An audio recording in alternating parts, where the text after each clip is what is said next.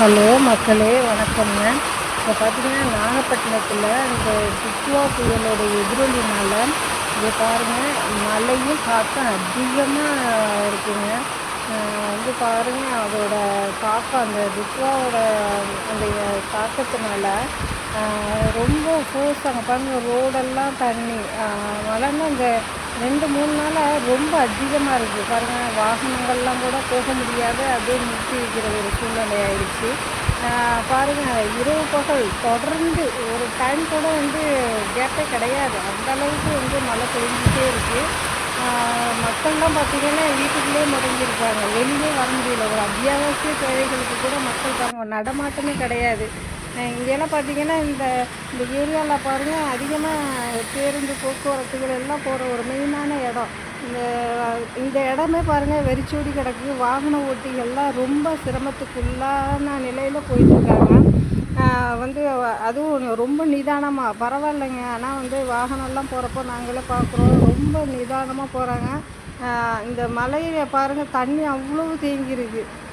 அந்த மழை தேங்கியிருக்கிறதுனால அந்த ரோட்டில் உள்ள தண்ணியெல்லாம் ரொம்ப ஃபோர்ஸாக போயிட்டுருக்கு. அப்போது பாருங்கள், மக்கள் ரொம்ப சிரமத்துக்குள்ளாக இருக்காங்க. ஆனால் இது மாதிரி மழை தொடர்ந்து கண்டினியூஸாக பெஞ்சிட்டு இதுதான் ஃபஸ்ட்டு அப்படின்னு நானே நினைக்கிறேன். பாருங்கள், அவ்வளோ ஒரு சிரமத்துக்குள்ளான ஒரு நிலையில் இருக்காங்க. இருந்தாலும் சேஃப்டியாகவும் போகிறாங்க, பரவாயில்ல. அதே மாதிரி கடலோர மாவட்டங்கள் அப்படிங்கிறதுனால அதிகமாக பாதிப்பு அடைகிறது யாராக இருக்கும்னு பார்த்திங்கன்னா மீனவங்களும், அடுத்தது காவிரி படுகை டெல்டா மாவட்டம் அப்படின்னு சொல்லுவாங்க நாகப்பட்டினத்தை. அது விவசாயிகளும் மீனவர்கள் அதிகமாக பாதிப்பு அடைவாங்கன்னு சொல்லலாம்.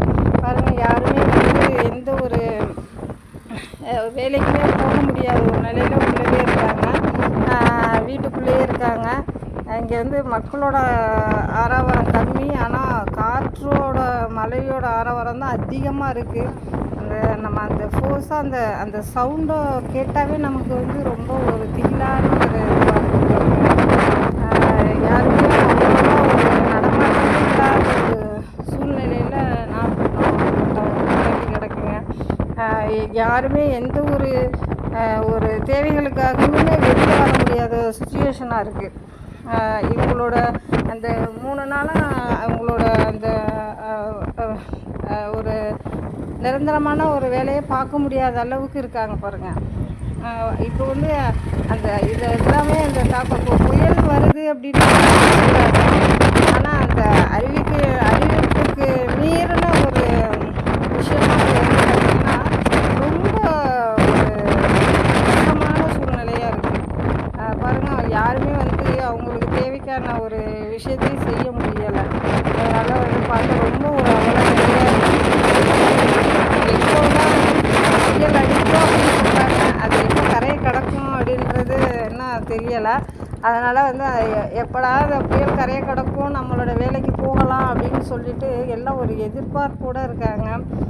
ஆனால் புயல் வருதே இல்லையா, அந்த மழையும் காற்றும் தாங்க அதிகமாக அடிச்சிட்ருக்கு. அதுதாங்க ரொம்ப ஒரு சிரமத்துக்குள்ளான ஒரு விஷயமா இருக்குது. அதனால் நீங்களும் பாதுகாப்பான இடத்துல இருங்க.